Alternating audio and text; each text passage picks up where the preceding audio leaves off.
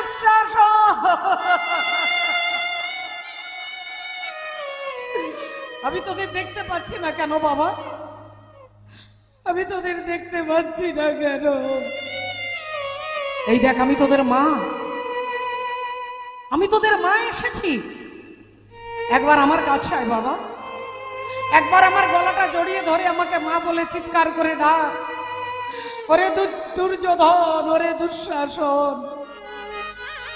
পাগলিনীর মতো মা গান্ধারী ছুটছেন পুত্রদের খোঁজে। ছুটতে ছুটতে ছুটতে ছুটতে হঠাৎ দেখতে পেলেন তার প্রিয় পুত্র দুর্যোধন মরে পড়ে আছে। আর যেই মরা ছেলেটাকে দেখেছে অমনি গান্ধারী ছুটে গিয়ে দুর্যোধনের মাথাটা কোলে নিয়ে বলছে, ওরে বাপ দুর্যোধন, একবার আমাকে মা বলে ডাক। এই দেখ, এই দেখ, আমি তোদের মা এসেছি। আমি তোদের মা এসেছি, আমার সঙ্গে কথা বল বাবা। ভক্তিমতী মায়েরা, যে মারা গেছে সে কি কথা বলতে পারবে বাবা? এই যে হাত নড়ছে, পা নড়ছে, এই যে কথা বলছি, এই যে কথা শুনছি, এর মানেটাই হচ্ছে যে আমার ভেতরে তিনি আছেন। আর তিনি যখন এই দেহটা থেকে চলে যাবে, আপনারা 1000 বার ডাকলেও আমি সাড়া দিতে পারবো না বাবা। যে মারা গেছে তাকে 1,000 বার ডাকলেও তিনি সাড়া দিতে পারবেন না। তাই মোরা ছেলেটাকে মা গান্ধারী বারবার বলছে, একবার কথা বল, একবার কথা বল, একবার মা বলে ডাক। আর হঠাৎ চারিদিকে নিস্তব্ধ নিঝুম রাত্রি। গান্ধারী শুনতে পেলেন তার পেছনে দাঁড়িয়ে কে যেন খিলখিল করে হাসছে। মা মনে মনে চিন্তা করলেন, শতপুত্র বিরহ যন্ত্রণায় আমি কাঁদছি। আমার একটা নয়, দুটো নয়, 5টা নয়, 10টা নয়, আমার 100টা ছেলে মারা গেছে। আমি শতপুত্র বিরহ যন্ত্রণায় কাঁদছি, আর আমার পেছনে দাঁড়িয়ে তুমি হাসছো। তুমি কে? তুমি কি নিষ্ঠুর? তুমি কি পাষাণ? তুমি কি নির্মম? তুমি কি দয়াল না তুমি ভয়াল? আমি তোমায় দেখতে চাই, যদি তোমার সাহস থাকে একবার আমার সামনে এসে দাঁড়াও, একবার আমার সামনে এসে দাঁড়াও, আমি তোমাকে দেখতে চাই। পেছন থেকে বলে উঠলেন, মা গো, ও মা, আমাকে দেখতে গেলে তোমাকে পেছনে ঘুরে দেখতে হবে না, কারণ আমি যেমন তোমার পেছনে আছি, আমি তোমার সামনেও আছি, আমি তোমার ডাইনেও আছি, আমি তোমার বামেও আছি, আমি পূরবে আছি, পশ্চিমে আছি, উত্তরে আছি, দক্ষিণে আছি, ঈশানে আছি, নৈরিতে আছি, অগ্নিতে আছি, বায়ুতে আছি, ঊর্ধ্বে আছি, অধে আছি। তুমি যেদিকে তাকাবে আমি সেখানেই আছি। কিন্তু আমাকে দেখতে গেলে যে আলোটার প্রয়োজন, সেই আলোটা কিন্তু টিউবলাইটের আলো নয়, সেই আলো কিন্তু হ্যালোজিনের আলো নয়, সূর্যের আলো নয়। আমাকে দেখতে গেলে যে আলোটার প্রয়োজন তার নাম হচ্ছে দিব্য জ্ঞান। না তোমাং সত্যসে দ্রষ্টু মানে নাই বসা চক্ষুষা দিব্যাং দদামি তে চক্ষু পশ্চমে যোগ মহেশ্বরম। আমাকে দেখতে গেলে দিব্য নয়নের প্রয়োজন হয় মা, আর সেই দিব্য নয়ন আমি ভিন্ন জগতে কেউ দিতে পারবে না। তুমি আমায় দেখবে মা, এই দেখো আমি কে। আর অমনি গান্ধারী তাকিয়ে দেখছে, যেই ভগবানকে দেখেছে গান্ধারী আঙুলটা তুলে বলে উঠলো, তুমি সেই কৃষ্ণ, তুমি সেই কৃষ্ণ যে আমার বংশে বাতি দিতে কাউকে রাখলে না, তুমি সেই কৃষ্ণ যে আমাকে মা বলে ডাকবার মতো কাউকে রাখলে না, তুমি সেই কৃষ্ণ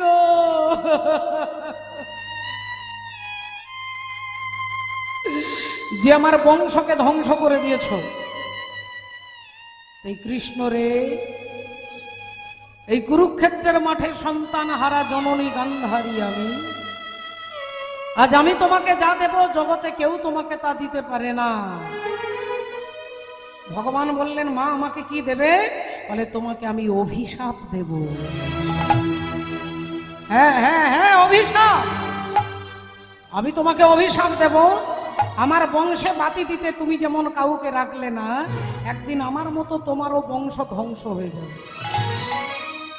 এ কথা যেই বলেছেন, ভগবান মিষ্টি হেসে বললেন, মা আমি কথা দিচ্ছি মা গো, আমার বংশ ধ্বংস হয়ে যাবে, তোমার অভিশাপ আমি মাথায় তুলে নিলাম, কিন্তু হেই মা গান্ধারী, তোমার একটাও ছেলেকে আমি মারিনি মা, তোমার একটাও ছেলেকে আমি মারিনি।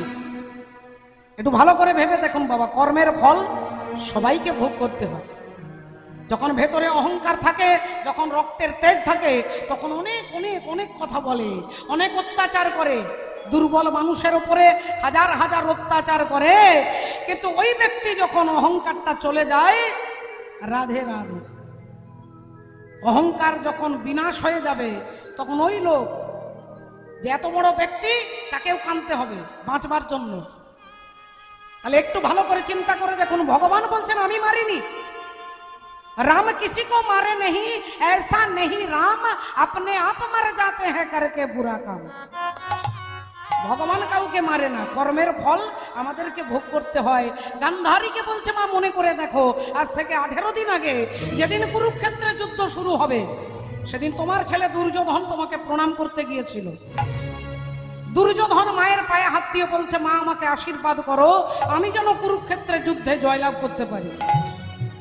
অমনি মা গান্ধারী ছেলের মাথায় হাতটা দিয়ে আশীর্বাদ করতে গিয়ে হাতটা সরিয়ে নিয়ে বলল, বাবা দুর্যোধন, যে যুদ্ধে তুই যাচ্ছিস সে যুদ্ধের নাম ধর্মযুদ্ধ।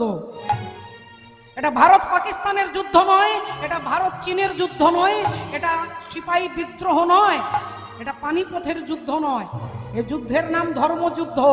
আর এই ধর্মযুদ্ধে তুই যাচ্ছিস, তুই হারবি না তুই জিতবি আমি বলতে পারবো না বাবা, আমি বলতে পারবো না। তবে হ্যাঁ, আমি তোর মা, তুই আমার ছেলে, তুই আমাকে প্রণাম করেছিস, আমি তোকে আশীর্বাদ করে বলছি, ধর্মপক্ষের হবে জয়, যে পক্ষে শ্রীকৃষ্ণ রয়। হরি হরি বল। ধর্মপক্ষের হবে জয়, যে পক্ষে শ্রীকৃষ্ণ রয়। এটা 18 দিন আগে তুমি তোমার ছেলে দুর্যোধনকে বললে, আর আজকে কুরুক্ষেত্রের মাঠে দাঁড়িয়ে আমাকে অভিশাপ দিচ্ছ। এটাই হয় বাবা, এটাই হয়। রাধে রাধে। তাই সেই কলিযুগের ধর্মটাকে শেখানোর জন্য চৈতন্য ভগবান, তার তো জাগবার দরকার। ভেতরে চৈতন্য সত্তা না জাগলে, শুধুমাত্র আসনের জন্য, শুধুমাত্র পদের জন্য হাজার হাজার মানুষ ছুটছে, শুধু একটা সিংহাসনের জন্য। কিন্তু বিবেকটা যদি যতক্ষণ না জাগ্রত হবে, হরি বল, আপনি আপনার জায়গাটাকে টিকিয়ে রাখতে পারবেন না বাবা। আগে বিবেক জাগাতে হবে, আগে আপনার কর্তব্যটাকে চিনতে হবে। অর্জুনকে এটাই ভগবান বলছেন, এই কলিযুগের ধর্ম, এই বিবেক জাগ্রত করতে গেলে একমাত্র ভগবানের নামকে আশ্রয় করতে। আপনার কীর্তন নাও ভালো লাগতে পারে, আপনি কীর্তন শুনতে আপনার কোমরে ব্যথা, হাঁটুতে যন্ত্রণা, আপনি এখানে নাও আসতে পারেন, কিন্তু আপনি ঘরে বসে যদি হাতে তালি দিয়ে হরিনাম করেন, তাহলে এখানে আসার দরকার নেই বাবা। এখানে আসবেন কেন? বলে হাতে তালি দিয়ে হরিনামটা করতে হবে, এটা জানবার জন্যই এখানে আসা। আপনি যদি এখানে না এসে জানতে পেরে যান, কীর্তন শোনার দরকার নেই। শুধুমাত্র এই হরিনাম নয় রে ভাই, আরেক হরিনাম আছে, আর এই হরিনামে যেতে না রে সেই হরিনামের কাছে। এই কলিযুগে এই ভেতরে চৈতন্যকে জাগাতে গেলে আগে হরিনামকে আশ্রয় করতে হবে। শ্রদ্ধেয় বাবা ঠাকুর ভক্তিমতী মায়েরা, আজকে রাধা গোবিন্দকে সখীগণ জাগাচ্ছেন, জীবাত্মা আর পরমাত্মা। এই জীবাত্মার পরমাত্মাকে জাগানো, রাধে রাধে। এর জন্য কি দরকার না, এর জন্য সাধু সঙ্গ দরকার। সাধু সঙ্গ, সাধু সঙ্গ সর্বশাস্ত্রে কয়, লবমাত্র সাধু সঙ্গ জীবের সর্বসিদ্ধি হয়। আপনাকে সাধুকে জানতে হবে, চিনতে হবে। রাবণের রাজসভাতে ভক্ত হনুমান এসে দাঁড়িয়েছেন। রাবণ বসে আছেন স্বর্ণলঙ্কার অধিপতি, ভেতরে অহংকার, বাইরে অহংকার, ভেতরে প্রভাব, বাইরে স্বভাব। একে তো বিরাট বড় একটা আসনে একটা পদের অধিকারী, তারপরে আছে অহংকার। বলে তাকে আর দেখতে হবে না। যদি রাবণকে ইউটিলাইজ করেন, যদি আপনি বিচার করে দেখেন, রাবণের যা গুণ ছিল বড় বড় দেবতাদের তা ছিল না। 4টে বেদকে তিনি মুখস্থ করেছেন। 4টে বেদ যার মুখস্থ, তার মতো ব্রাহ্মণ খুঁজলে পাওয়া যাবে না, তার মতো পণ্ডিত খুঁজলে পাওয়া যাবে না, তার মতো বীর। বলে স্বর্গমর্ত পাতাল সৃষ্টিকর্তা ব্রহ্মা যার ভয়ে রাবণের বাড়িতে টিউশন পড়াতে যান, যমরাজা যার ভয়ে ঘোড়ার ঘাস কাটতে যান, যার বাড়িতে পবন দেবতা এসি মেশিন বসিয়ে দিয়েছে। রাবণের গ্রীষ্মকালে ঠান্ডা লাগবে আর ঠান্ডাকালে গরম লাগবে, এয়ার কন্ডিশন পবন দেব। যার কখনো জলের অভাব হয় না, দেবতারা সবাই রাবণের বাড়িতে চাকরের কাজ করে। কিসের জন্য? বলে তার প্রভাব, তার তপস্যা। তার তপস্যার এত জোর যে দেবতারা পর্যন্ত ভয় পায়। কিন্তু সেই রাবণ রাজাকে শাস্ত্র রাক্ষস বললেন, রাক্ষস বললেন, বিনাশ হয়ে গেল। আজকে তার মাটিটা পর্যন্ত খুঁজে পাওয়া যাবে না। এরকম অনেক ব্যক্তি আছে বাবা, আশেপাশে খুঁজে দেখলে পাবেন, আমাদের সকলের আশেপাশে এরকম অহংকারী ব্যক্তি খুঁজলে পাওয়া যাবে, যার এক সময় রাজত্ব চলতো, যার অহংকার, যার বৈভব, যার লোকজন, যার ক্ষমতা, এত কিছু, কিন্তু তিনি মাটির সঙ্গে মিলিয়ে গেলেন। কেন? না, ভেতরে অহংকার আছে। তাই সেই রাবণের রাজসভাতে হনুমান এসে দাঁড়িয়েছে, আর হনুমান হাত জোড় করে বলছে, বাবা রাবণ, তোমার জীবনের অনেক বেলা চলে গেছে, কিন্তু অনেক বেলা বাকি আছে। যদি নিজের ভালো করতে চাও তাহলে নিজেকে রামের চরণে নিবেদন করো, ভগবানের চরণে নিবেদন করো। আর অহংকারী ব্যক্তি সব সইতে পারে, কারোর উপদেশ সইতে পারে না। সঙ্গে সঙ্গে রাবণ রাজার মেজাজ গরম হয়ে গেল, চিৎকার করে বলে উঠল, কে আছিস? এই মরকটের, এই বাঁদরের অঙ্গ ভঙ্গ করে দে। অঙ্গ মানে শরীর, ভঙ্গ মানে ভাঙা। অঙ্গ ভঙ্গ করে দে যেই বলেছে, রাবণের 2-10-20 জন কর্মচারী ছুটে যাচ্ছে হনুমানের অঙ্গ ভঙ্গ করবে। সব পালোয়ান ছুটে যাচ্ছে। আর অমনি ভক্ত হনুমান, তার তো বুদ্ধি কম নেই বাবা, তিনি বুদ্ধিজীবীদের মধ্যে অগ্রগণ্য।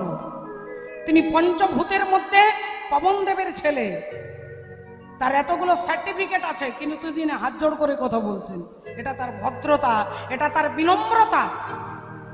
কিন্তু যখনই তাকে শক্তি প্রয়োগ করতে যাচ্ছে, অমনি হনুমান বুদ্ধি প্রয়োগ করেছেন, লেজটাকে ডান হাতে ধরেছেন, আর রাবণকে দেখিয়ে দেখিয়ে লেজটাকে ঘোরাচ্ছেন। কখনো লেজটাকে ধরে হনুমান চুমু খাচ্ছেন, কখনো ধরে লেজটাকে চোখে ছোঁয়াচ্ছেন, কখনো লেজটাকে বুকে জড়িয়ে ধরছেন, কখনো লেজটার দিকে তাকিয়ে আছেন। আর রাবণ ভাবলো তাহলে এর দুর্বল জায়গাতে আঘাত করতে হবে, এর উইক পয়েন্ট যেখানে, সেইখানে আঘাত করতে হবে। এ যখন এর লেজটাকে এত পছন্দ করে, তখন এই দাঁড়া, অঙ্গ ভঙ্গ করে লাভ নেই, এর লেজের মধ্যে আগুন ধরিয়ে দে, লেজে আগুন ধরিয়ে দে, বেটা পুড়ে মারা যাবে। অমনি রাবণের কর্মচারীরা আবার ছুটলেন পেছনে। রাবণের আদেশ, অঙ্গ ভঙ্গ নয়, লেজে আগুন ধরিয়ে দিতে হবে। যে যার বাড়ি ছুটলেন, সবাই নিজের নিজের বাড়ি ছুটলেন। কেউ একটা দিদির কাপড়, কেউ মায়ের কাপড়, কেউ স্ত্রীর কাপড়, যে যা পারলো একটা করে কাপড় আর একটু করে তেল, একটা করে কাপড় আর একটু করে তেল এনে হনুমানের লেজে কাপড়টা জড়াচ্ছে আর তেল ঢেলে দিচ্ছে।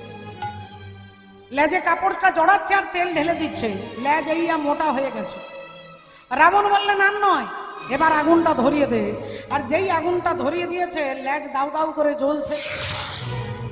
আর রাবণ হাসতে হাসতে বলছে, এইবার বেটা, এইবার পুড়ে মারা যাবি।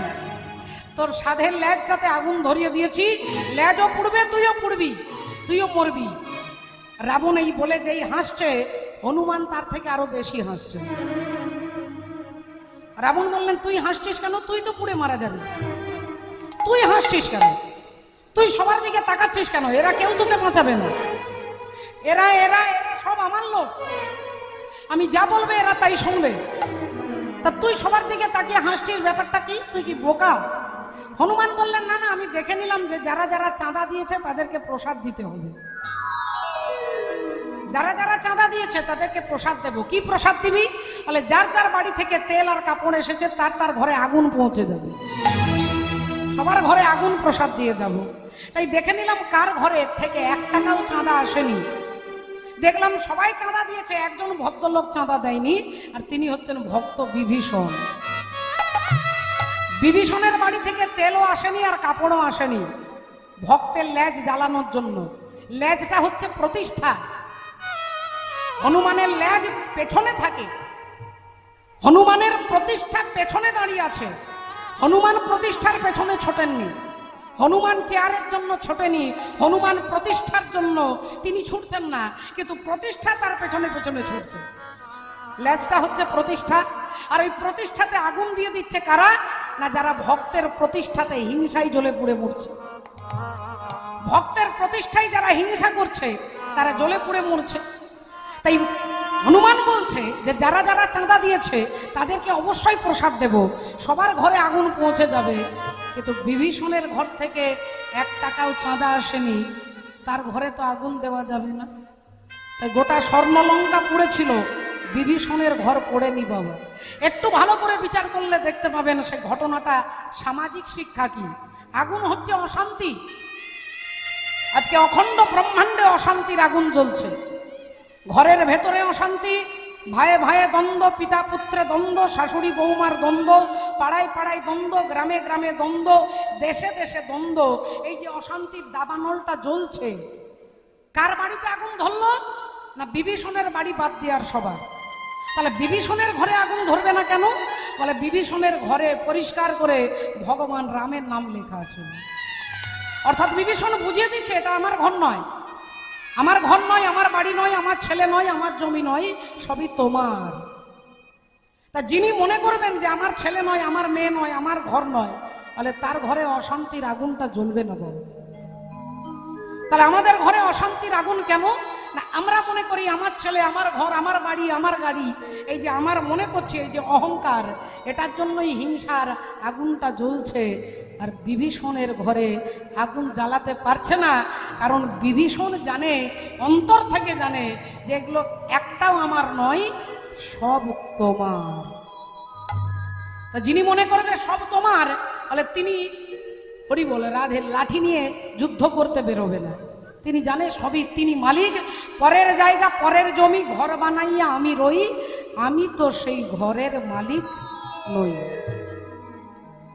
তাহলে আসুন আজকে দেখুন সেই ভক্তের উপস্থিতি। সাধু সঙ্গ, সাধু সঙ্গ সর্বশাস্ত্রে কয়, লবমাত্র সাধু সঙ্গ জীবের সর্বসিদ্ধি। তাই গৌর হরি হরি বল। আহা রাধে রাধে। মাননীয় ভক্তমণ্ডলী, ভক্তিমতী মায়েরা, তাই ভক্তবৃন্দ, সখীবৃন্দ আজকে জাগাচ্ছেন। বলি জাগো রাধা বিনোদিনী, জাগো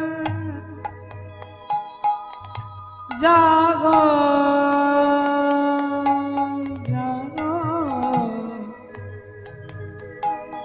জাগো।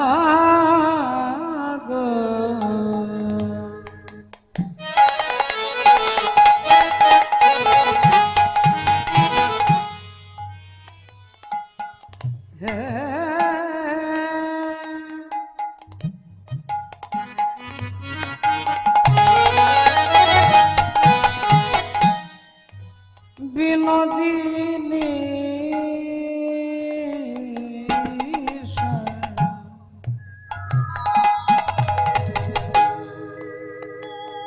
বিনোদিনী জাগর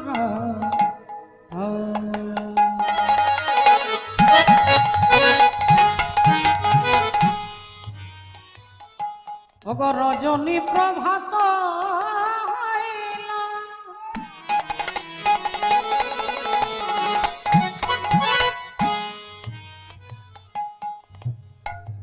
বিনোদিনী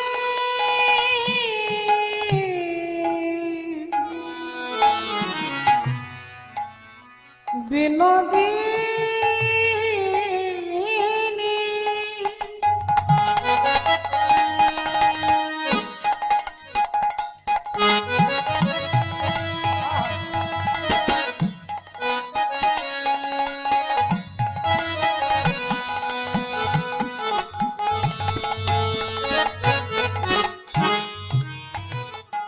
রজনী প্রভাত হইল, বলিকা তল হে নব কিশোর, তোমারে সাধের বাসী উপবাসী, সাধের বাসী উপবাসী, সাধের বাসী উপবাসী রইল।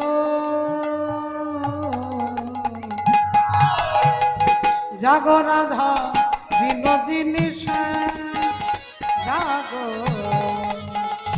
জাগো রাধা বিনোদিনী, জাগো রাধা বিনোদিনী, জাগো রাধা বিনোদিনী, জাগো রাধা বিনোদিনী,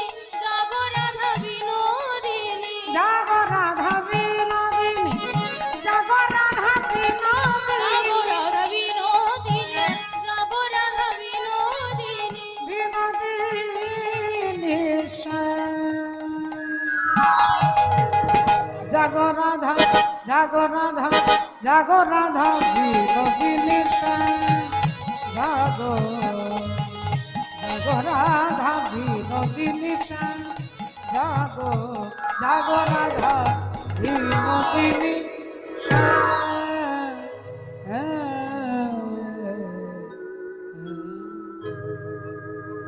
সকলে চরণে দণ্ডবোধ প্রণাম জানিয়ে আজকে রাধা গোবিন্দকে জাগিয়ে কুঞ্জের মধ্যে হরি বল হরে কৃষ্ণ।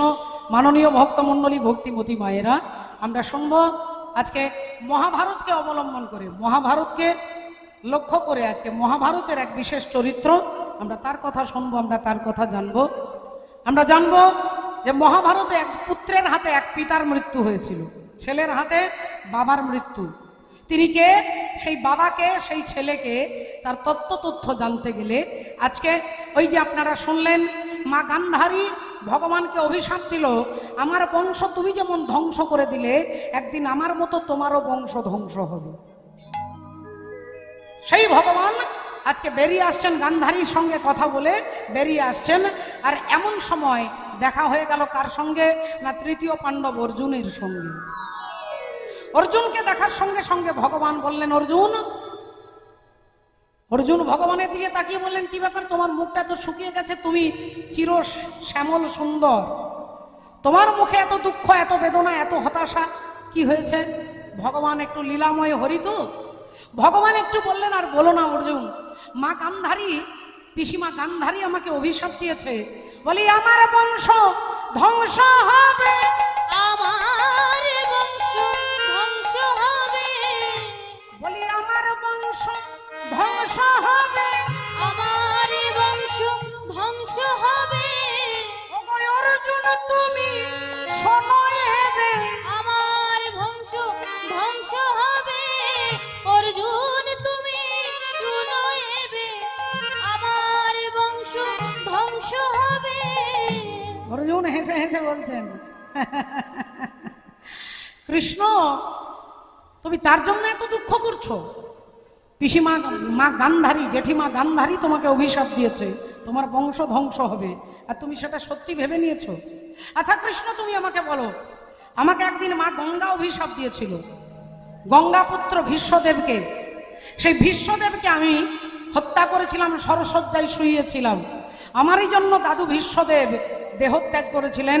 তাই মা গঙ্গা সহ্য করতে না পেরে বলেছিলেন, ওরে অর্জুন, তুই একজন মায়ের কাছে তার সন্তানকে মেরে ফেললি, আমি তোকে অভিশাপ দিচ্ছি, একদিন তোর সন্তানের হাতে তুইও মরবি, তোর ছেলের হাতে তুইও মরবি। এবার বলো তো কৃষ্ণ, মা গঙ্গার দেওয়া অভিশাপটা কি সত্য হয়েছে? হ্যাঁ, সত্যি কি হয়েছে?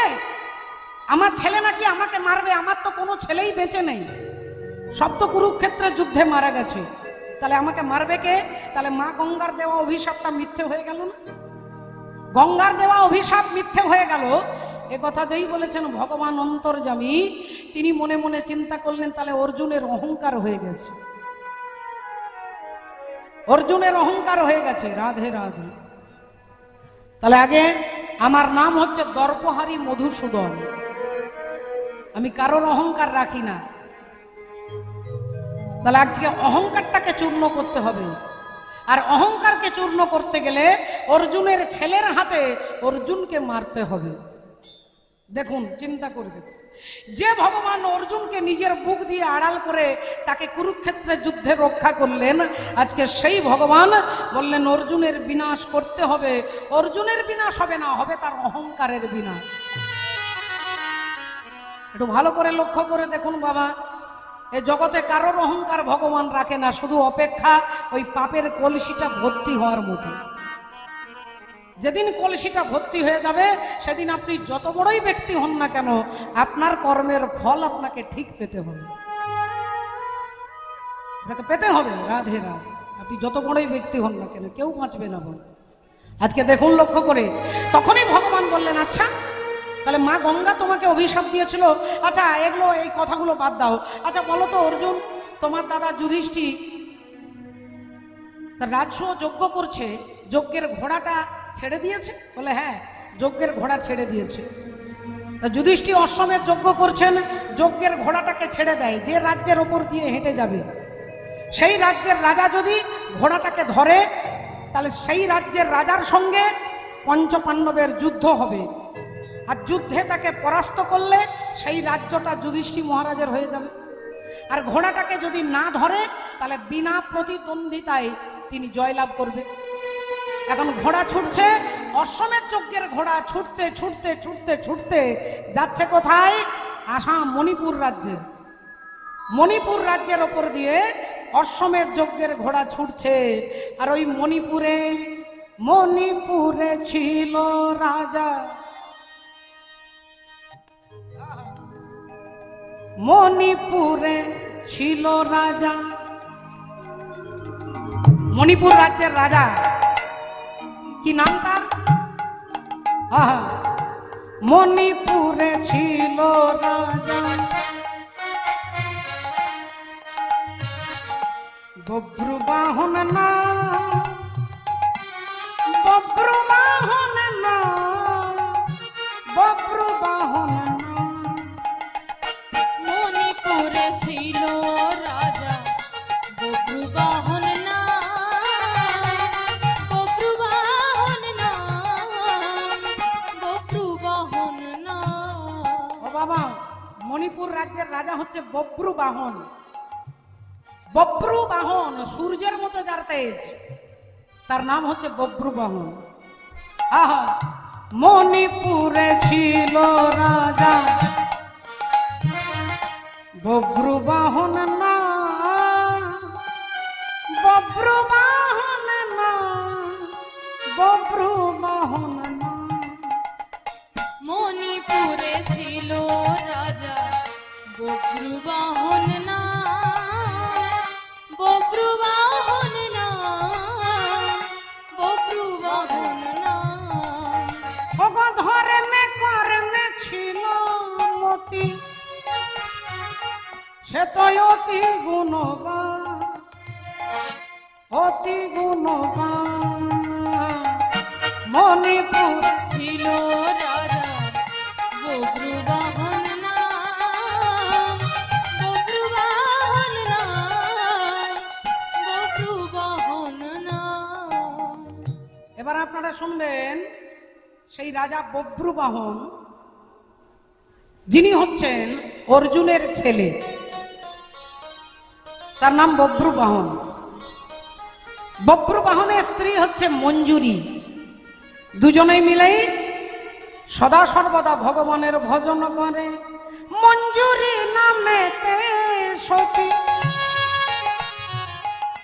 অতি রূপবতী, ধর্মে কর্মে ছিল মতি, সদাই গোবিন্দ চরণে প্রীতি। হরি হরি হরি বলে, হরি হরি হরি বলে, হরি হরি হরি বলে, হা গোবিন্দ তোমার হলাম বলে।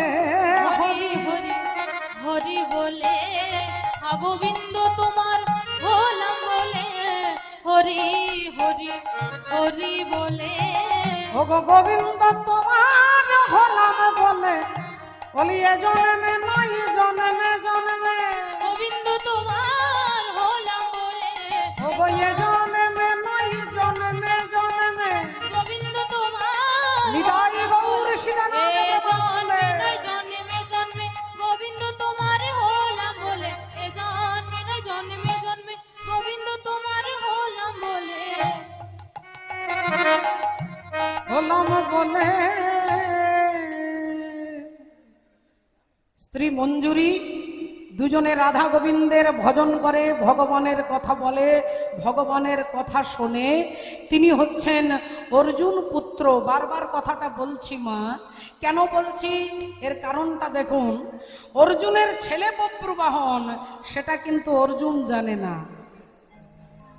অর্জুন জানে না যে আমার ছেলে বব্রুবাহন, আর বব্রুবাহন জানে না যে আমার বাবা অর্জুন। তাহলে এর ভেতরে একটা রহস্য আছে। বাবা তার ছেলেকে জানবে না, আর ছেলে তার বাবাকে জানবে না, তাহলে ভেতরে নিশ্চয়ই কোনো গূঢ় রহস্য আছে। এই রহস্যের কথা জানতে গেলে আমরা চলে যাব যেদিন অর্জুন দ্রৌপদীকে বিবাহ করে নিয়ে এলেন, মাছের চোখটাকে লক্ষ্য ভেদ করে ধ্রুপদ রাজার কন্যা দ্রৌপদীকে অর্জুন বিবাহ করে নিয়ে এলেন বাড়িতে। মা কুন্তী দেবী পিছন ফিরে মশলা বাটছিলেন। অর্জুন তো সরাসরি বলতে পারে না, তাই অর্জুন বলছেন, মা দেখো আজকে ভিক্ষাতে কি এনেছি। আর কুন্তী দেবী না দেখে, না শুনে, না বুঝে তিনি বলে ফেললেন, বাবা তুই যা এনেছিস আজকে 5 জনে মিলে সমান ভাগে ভাগ করে নি। অর্জুন বললেন, মা ও মা একবার দেখো না কি এনেছি। তিনি তো আর বলতে পারছেন না যে আমি আমার স্ত্রীকে এনেছি, একবার দেখো না। মা বললেন, ওরে বাবা বললাম তো আমার শরীরটা ভালো নেই, আমার কিছু লাগবে না, যা এনেছিস 5 ভাগে সমান ভাগে ভাগ করে নি। অর্জুন আরেকবার বলবেন, 3 বারের বেশি বলবেন না। মা আরেকবার দেখো, বারবার বলছি দেখো কি এনেছিস। মা বললেন, ওরে বাবা আমি দেখতে পারবো না, বললাম যা বললাম তাই কর, 5 জনে মিলে ভাগ করে নে। যেই বলেছে অমনি অর্জুন দ্রৌপদীর হাতটা ছেড়ে দিয়ে বললেন, দ্রৌপদী আজ থেকে তুমি একা আমার স্ত্রী নও, আজ থেকে আমাদের 5 জনের স্ত্রী হবে তুমি। অর্জুন এ কথা যেই বলেছে হতভম্ব হয়ে গেছে রাজা যুধিষ্ঠির। তিনি বললেন, ভাই এ তুই কি বলছিস? একজন নারীর 5 জন স্বামী? আরে বাবা মা না দেখে না জেনে বলে ফেলেছে। অর্জুন বললেন, মা না দেখে বলেছে, কিন্তু মায়ের আদেশ তো হয়েছে, যা এনেছিস ভাগ করে নে। তাই আজ থেকে দ্রৌপদী সবার ভাবে সমান অধিকার, এই 5 জনের স্ত্রী হবে দ্রৌপদী। না অর্জুন তুমি ভুল করছো ভাই, এটা হতে পারে না। অর্জুন বললেন, দাদা মা যখন বলে দিয়েছে এটাই হবে। এইবার 2 ভাইয়ের মধ্যে তর্ক হচ্ছে, আর অমনি পেছন থেকে কে এসে দাঁড়ালেন? অন্তর্যামী শ্রী গোবিন্দ অন্তরে জানিয়া, অন্তর্যামী শ্রী গোবিন্দ অন্তরে জানিয়া, অন্তর্যামী শ্রী গোবিন্দ অন্তরে জানিয়া। যুধিষ্ঠির সম্মুখেতে দাঁড়ালো আসিয়া, যুধিষ্ঠির সম্মুখেতে দাঁড়ালো আসিয়া, যুধিষ্ঠির সম্মুখেতে দাঁড়ালো আসিয়া। যুধিষ্ঠির বললেন, কৃষ্ণ দেখো তো এই ঘটনা, ভাই বিয়ে করে এনেছে, মা না দেখে বলে দিয়েছে 5 জনে মিলে ভাগ করে নিতে। এবার তুমি বলো কৃষ্ণ এটা কি হতে পারে? ভগবান একটু চোখটা বন্ধ করে নিলেন, আর চোখটা বন্ধ করার কিছুক্ষণ পরে চোখ খুলে তাকিয়ে বললেন, সবাই অধীর আগ্রহে তার তাকিয়ে আছে ভগবান কি সিদ্ধান্ত দেবে, ভগবানের সংবিধান কি বলবে, সবাই তাকিয়ে আছে ভগবানের দিকে। আর ভগবান মিষ্টি হেসে বললেন, অর্জুন তুমি যা বলেছ তাহাই সত্য, আজ থেকে দ্রৌপদী তোমাদের 5 জনের স্ত্রী হবে। যুধিষ্ঠির বললেন, এটা কি করে হবে? বলে, এটা হতো না, কিন্তু মায়ের কলম ভগবানও মুছে দিতে পারবেন না। মায়ের কলম ভগবানও মুছে দিতে পারবেন না। মায়ের আশীর্বাদ, সন্তানকে যে আশীর্বাদ করবে ভগবানের কলম সেটা মুছে দিয়ে মায়ের কলমটাকে সত্যি করতে হবে। কিন্তু আপনাকে জানতে হবে মা কাকে বলে। মা কাকে বলে? মা যদি মনে করে যে ছেলেকে জন্ম দিলাম, স্কুলে ভর্তি করে দিলাম, এমন পড়াশোনা করালাম যাতে চাকরি পাবার জন্য ছেলে সারা জীবন ছুটলো, চাকরির জন্য পড়ালাম, টাকা রোজগারের মেশিন তৈরি করলাম, ছেলে টাকা রোজগার করবে, সংসার চালাবে, এ যদি চিন্তা ভাবনা থাকে, সেই মাকে ত্যাগ করলে শাস্ত্র তাকে অপরাধ বলবে না। রামচন্দ্রের ভাই ভরত তার মাকে 14 বছর মা বলে ডাকেননি। কৈকেয়ী দেবীকে 14 বছর মা বলে ডাকেননি। কেন? বলে তার মা ভগবানকে ঘর থেকে তাড়িয়ে দিয়েছিল। বলে বাবাকে ত্যাগ করেছিলেন ছোট্ট প্রহ্লাদ, দাদাকে ত্যাগ করেছিলেন বিভীষণ। গুরু যদি এমন হয়, বলে গুরুকেও ত্যাগ করা যায়। বলি রাজা তার গুরু শুক্রাচার্যকে ত্যাগ করেছিলেন। ধর্মের জন্য সব ত্যাগ করা যায়। এই জন্য ভগবান অর্জুনকে বলেছেন, সর্বধর্ম পরিত্যাজ্যং মামেকং শরণং ব্রজ। আগে আমাকে দেখো, আমাকে জানো অর্জুন। ধর্ম কাকে বলে? বলে আগে ধর্ম রে পরে ধর্ম রে, আগে ধর্ম রে পরে ধর্ম রে, আগে ধর্ম রে পরে ধর্ম রে, আগে ধর্ম রে। আচ্ছা মায়েরা মনে মনে বলে দেখুন, ধর্ম ধর্ম ধর্ম ধর্ম ধর্ম ধর্ম, মকে ধরতে বলছেন। ধর্ম ম দিয়ে কি হয়? বলে ম দিয়ে মন্দির, ম দিয়ে মাধব, ম দিয়ে মদন মোহন, ম দিয়ে মন, যে কোনো একটা মকে ধরতে বলছে। মদন মোহনকে ধরুন, মুরলীধরকে ধরুন, নিজের মনকে কন্ট্রোল করুন, যে কোনো একটা মকে ধরো, ধর মরে। আমরা বললাম আমরা কলির জীব। এখন 3 বছরের ছেলে মকে ধরে। 3 বছরের ছেলে খাবার খাবে না যতক্ষণ হাতে মোবাইল না দেবে। হাতে মোবাইল না দিলে ছেলে খাবে না। তাহলে ছেলে ম ধরেছে, ম দিয়ে মোবাইল। ছেলে আরেকটু বড় হবে, তারপরেই ধরবে মদের বোতল। ছেলে আরেকটু বড় হবে, তারপরেই তার 4 মোটর সাইকেল। তারপরে মোটর সাইকেলের পেছনে ম, একটা মহিলা বসে থাকবে। ছোট থেকে বড় পর্যন্ত ম ধরছে, আর আপনি ম ধরার কথা বলছেন আমাদের। বললেন আমি বলেছি ম ধর মরে। বলে আগে ধর মরে পরে ধর মরে, আগে ধর মরে পরে ধর মরে, আগে ধর মরে পরে ধর মরে, আগে ধর মরে পরে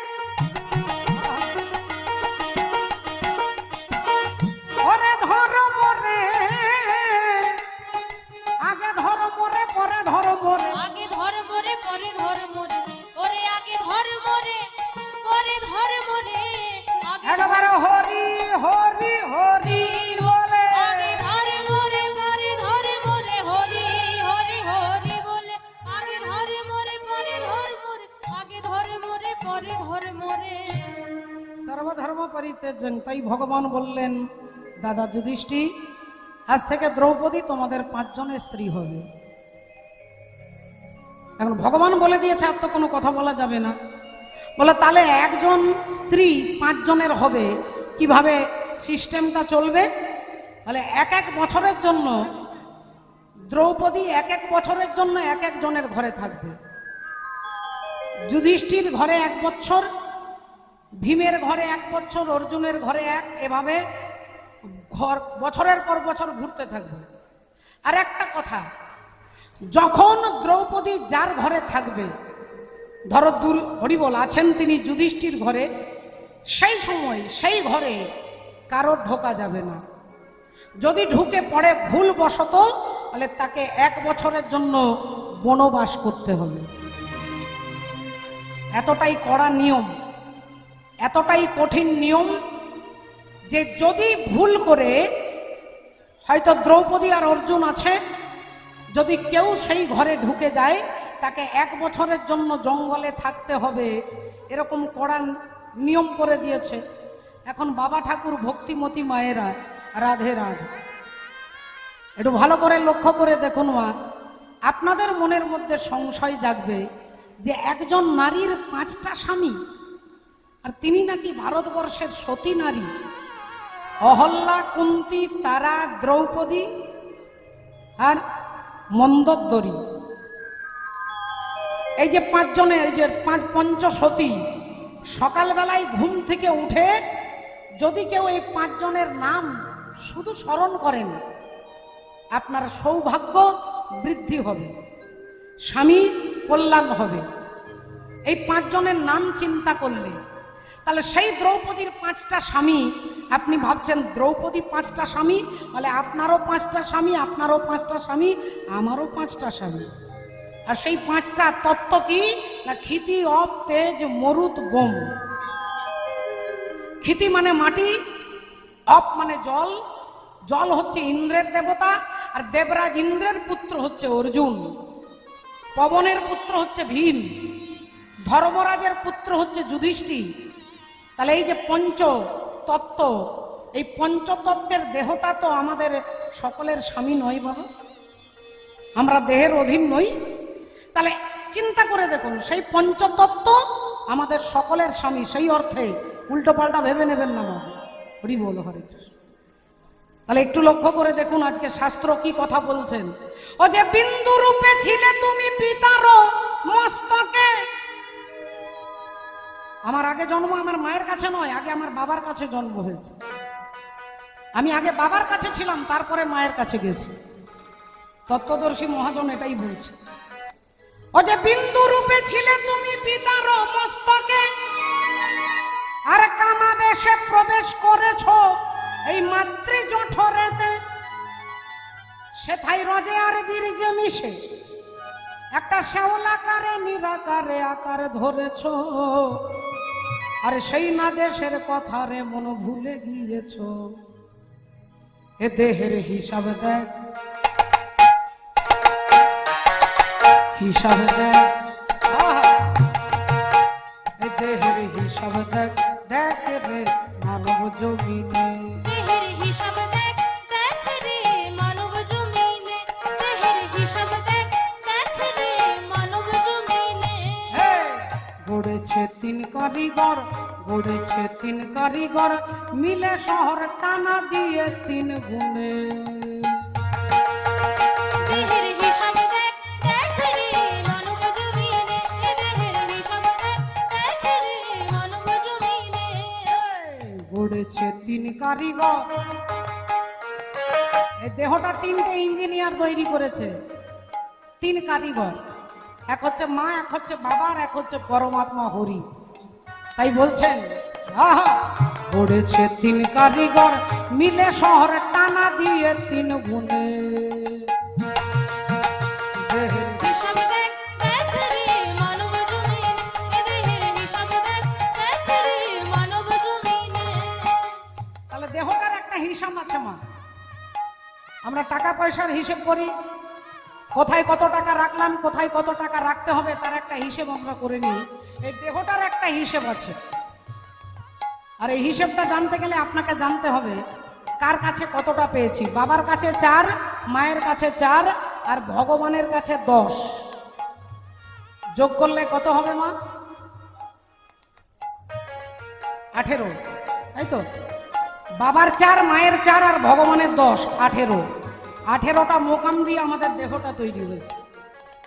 চূড়া মধ্যে চূড়ামণি ব্রহ্ম পাশে স্থিতি, পাঠ মধ্যে মহাবিষ্ণু করেন বসতি, চক্ষুতে শ্রী কালাচাঁদ করিতেছে ধ্যান, নাসিকাতে নিত্যানন্দ করে মধুপান, কর্ণেতে চৈতন্য গোসাই হয়ে সাবধান, মুখেতে ভদ্রাক্ষ বসি 32 যোগান, জিহ্বাতে নারদমণি বাজাই কন্দল, জিহ্বার নিচে বসে নদী গয়া গঙ্গা জল, আল জিহ্বায় সরস্বতী, বামেতে শ্রীধাম, কণ্ঠেতে শ্রী কানাই, বাহুতে বলরাম, হস্তেতে শ্রী গোবিন্দ দান অধিপতি, সপ্তদ্বীপে জগন্নাথ করেন বসতি, নাভিমূলে ব্রহ্মা সদা করিতেছে লীলা, লিঙ্গে মহাদেব বসি লয়ে চন্দ্রকলা, গুহ্যদ্বারে বসিয়াছে নাড়ুয়া গোপাল, কামিনীর সঙ্গে কেলি বড়ই রসাল, হাঁটুতে শক্তির স্থিতি বসুমতি পাই, 18 মোকাম তত্ত্ব শোনো সমুদায়, এই সব তত্ত্ব কথা যেই জন জানে, নরলোকে তুচ্ছ তারে দেবলোকে মানে।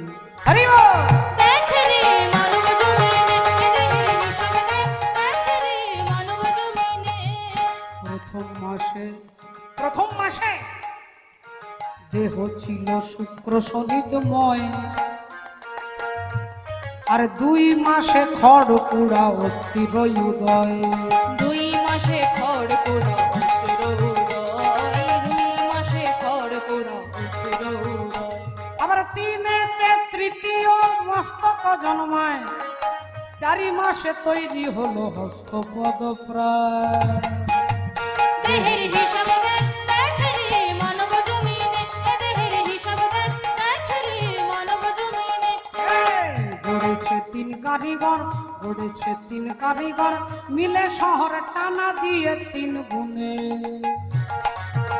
দেহের হিসাব দেখ, দেখ রে মানব জমিনে, দেহের হিসাব দেখ, দেখ রে মানব জমিনে, দেহের হিসাব দেখ, দেখ রে মানব জমিনে, দেহের হিসাব দেখ, দেখ রে মানব জমিনে, দেহের হিসাব দেখ, দেখ রে মানব জমিনে, দেহের হিসাব দেখ, দেখ রে মানব জমিনে। তাহলে 5 জনের স্ত্রী হলেন দ্রৌপদী, 1 বছর 1 জনের ঘরে থাকবে।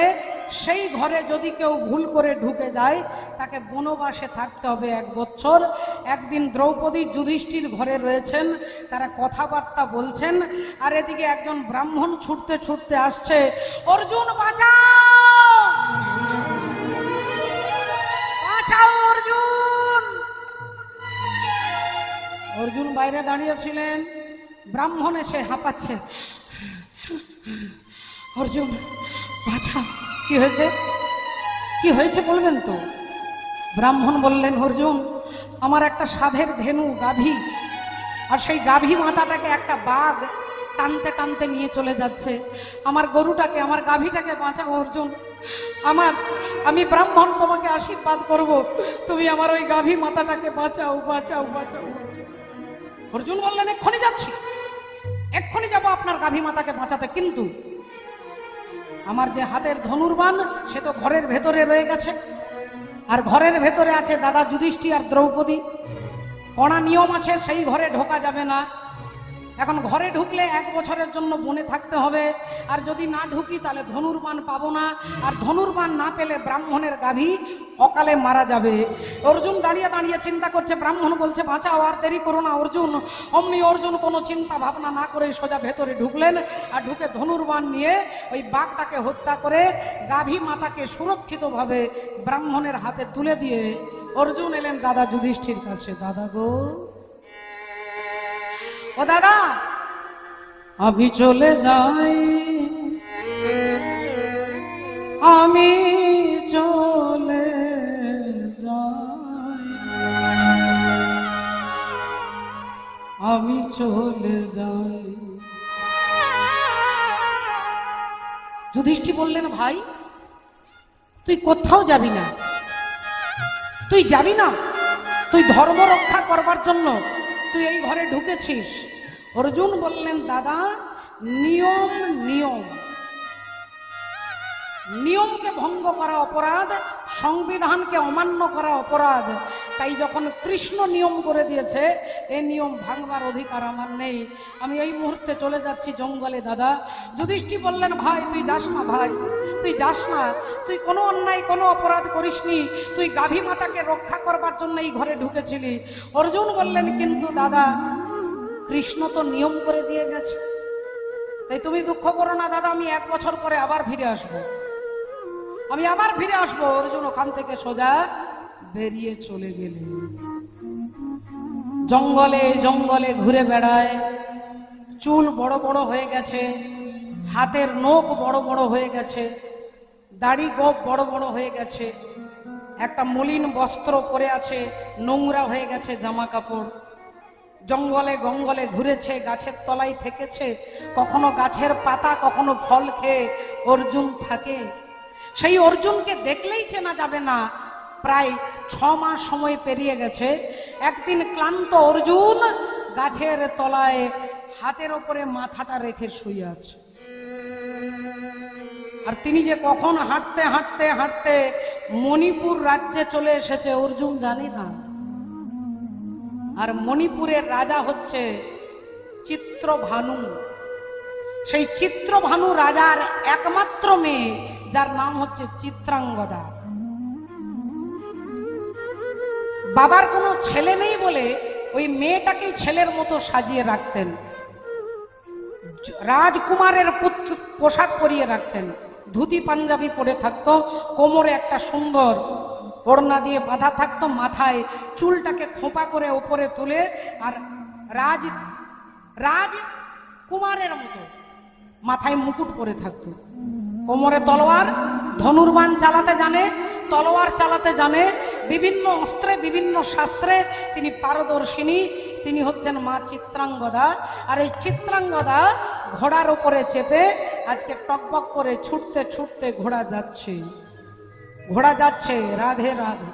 আর এদিকে যোগীর বেশেতে অর্জুন এসে, যোগীর বেশেতে অর্জুন এসে, ওগো যোগীর বেশেতে অর্জুন এসেছে,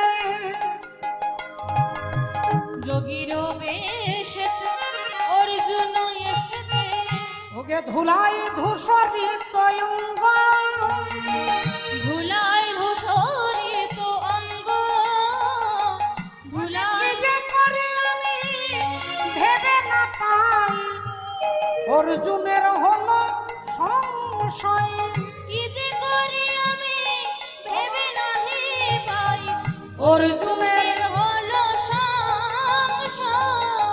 সে তো গাছের তলায় শুয়ে থাকে, গাছের তলায় শুয়ে থাকে, ওগো দেখলে চেনা যাবে না তাকে, গাছের তলায় শুয়ে থাকে, দেখলে তাকে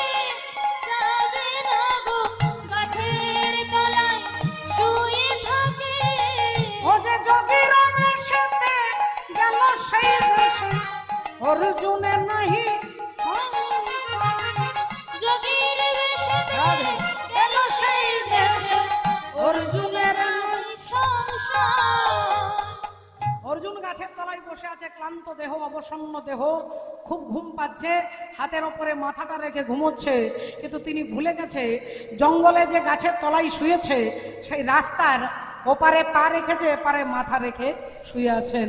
আর মা চিত্রাঙ্গদা ঘোড়ার পিঠে চেপে রাজ্য দর্শন করতে যাচ্ছেন। এমন সময় ঘোড়া ছুটতে ছুটতে ছুটতে একটা জায়গায় এসে দাঁড়িয়ে গেছে। চিত্রাঙ্গদা বললেন, এই তুই দাঁড়ালি কেন? তাকিয়ে দেখছেন সামনে একজন শুয়ে আছে। চিত্রাঙ্গদা কোমরে হাত দিয়ে দাঁড়ালেন, এই কে তুমি?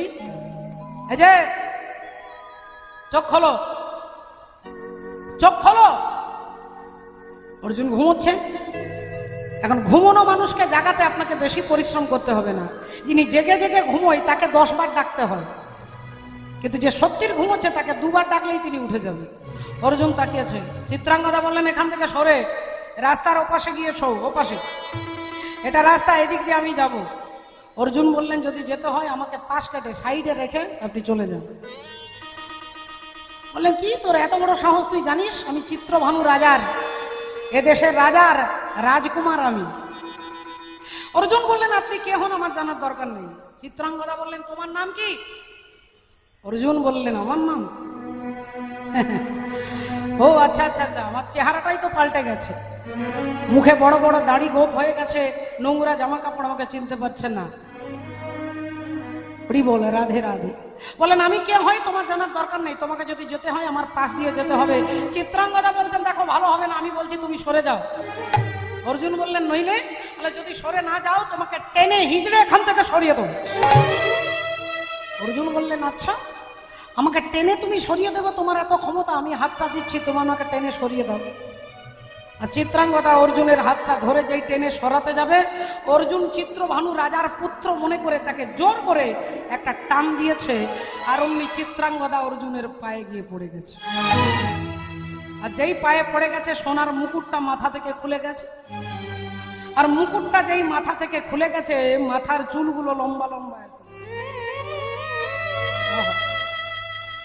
এত বড় বড় চুল, সুন্দর দেখতে। অর্জুন একটু বিব্রত হয়ে গেলেন। কে তুমি? কে তুমি? তুমি তুমি রাজকুমার, অথচ তোমাকে মনে হচ্ছে তুমি রাজকুমারী? বললেন, হ্যাঁ আমি চিত্রভানু রাজার কন্যা, আমার নাম হলো চিত্রাঙ্গদা। এবার বলো তুমি কে? অর্জুন বললেন, আমি তৃতীয় পাণ্ডব অর্জুন। আর যেই বলেছে অর্জুন, অমনি মা চিত্রাঙ্গদার কি আনন্দ, আপনি অর্জুন? আমি ছোটবেলা থেকে আমার মায়ের মুখে আপনার নাম শুনতে শুনতে আমি বড় হয়েছি। ছোটবেলা থেকে আমার মায়ের মুখে আপনার কাছে গল্প শুনতাম। রাত্রিবেলায় মায়ের কোলে যখন শুতাম, মা আমাকে আপনার কথা বলতেন, আপনার কথা বলতেন। আপনি সেই অর্জুন? আহা। চিত্রাঙ্গদা বললেন, তাহলে আমি চিত্রভানু রাজার কন্যা হয়ে আপনাকে প্রেম নিবেদন করছি, আপনি আমাকে বিবাহ করুন, আপনি আমাকে গ্রহণ করুন। রাধে রাধে। এ কথা যেই বলেছেন বাবা ঠাকুর ভক্তিমতী মায়েরা, একটু ভালো করে লক্ষ্য করে দেখুন। ভালোবাসার ভালো লাগা দুটো একই ব্যাপার নয় বাবা। ভালো লাগে কখন না, দেখলে ভালো লাগে, দেখার পরে ভালো লাগবে। কিন্তু ভালোবাসা তাহলে দেখার দরকার হয় না। ভগবানকে আপনারা ভালোবাসেন, এর মানে এই নয় যে ভগবানকে আপনারা কাছে থেকে দেখেছেন, যদিও অনেকে হয়তো দেখে থাকতে পারেন। কিন্তু ভগবানকে যখন ভালোবাসবো তখন দেখার দরকার নেই, ভগবানের নাম শুনলেই ভালোবাসা উৎপন্ন হয়। আর এই ভালোবাসার জন্য এখন তো সর্বত্র ভালোবাসা, স্কুলে কলেজে রাস্তাঘাটে সর্বত্র প্রেম। এগুলো একটাও প্রেম নয় বাবা, এগুলো একটাও প্রেম নয়। রাধে রাধে। আজ থেকে 10 বছর আগে মেয়ের বিয়ে কি করে দেবেন মায়েরা বাবারা চিন্তা করতেন। এখন আপনাদেরকে কোনো চিন্তা করতে হবে না, মাত্র 10,000 টাকা খরচা করে একটা মোবাইল কিনে দিন, আপনাকে আর বিয়ে দিতে হবে না। হরি বল রাধে। কিন্তু এই ভালোবাসাটা কতদিন লাস্টিং করবে এটা চিন্তার বিষয়। মোবাইল প্রেম তো, মোবাইল মানে চলমান, এক জায়গায় দাঁড়ায় না। তাই বিবাহের 2 বছর পরে তারপরে হরি বল ডিভোর্স, এটা প্রেম নয়। প্রেম কি রকম হবে? কটা রাত কাটিয়েছ জেগে, স্বপ্নের মিথ্যে যাবে গে, কি এমন দুঃখকে সয়েছ যে তুমি এত সহজেই হাসবে? পথের কাঁটায় পায়ে রক্ত না ঝরালে কি করে এখানে তুমি আসবে?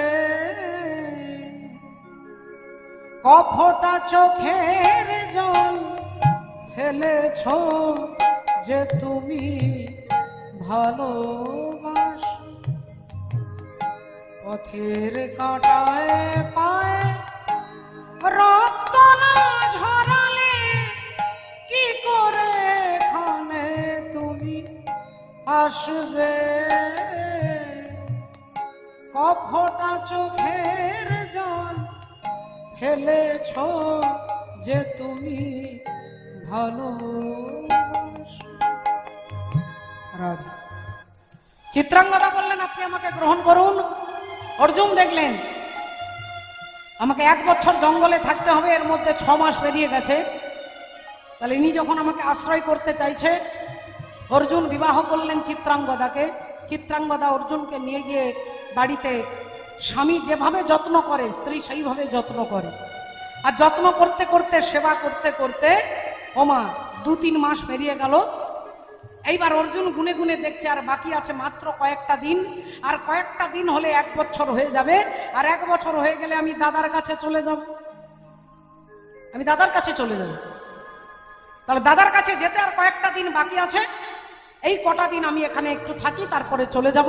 এই ভাবতে ভাবতে আর মাত্র কয়েকটা দিন বাকি। এমন সময় চিত্রাঙ্গদা ছুটে এসেছেন তার স্বামীকে বলবার জন্য। স্বামীকে বলতে এসেছে যে আমি তোমার সন্তানের মা হতে চলেছি। চিত্রাঙ্গদা বলতে এসেও তিনি বলতে পারলেন না। তার আগে অর্জুন তার হাতটা ধরে বলে উঠলেন,